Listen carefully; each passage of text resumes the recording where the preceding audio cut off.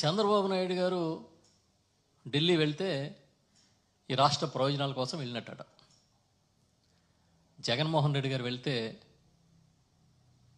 ఆయన సొంత ప్రయోజనాలకు వెళ్ళినట్టట ఆయన చెప్తారు.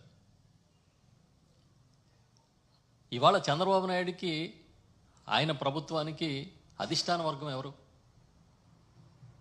చెప్పండి. గతంలో కాంగ్రెస్ సంస్కృతి ఉన్నప్పుడు ఈ రాష్ట్ర ప్రభుత్వాలన్నిటికీ అధిష్టాన వర్గం ఢిల్లీలో ఉంటుంది, ఢిల్లీ చెప్తే కానీ ఏం చేయలేదని చెప్పుకుంటూ ఉండేవాళ్ళం. ఇవాళ చంద్రబాబు నాయుడు గారికి అధిష్టాన వర్గం ఢిల్లీతో మాట్లాడి నిర్ణయాలు తీసుకునే పరిస్థితిలో ఉన్నాడు ఆయన. ఆయన చెప్తా ఉన్నారు 2014-19 మధ్య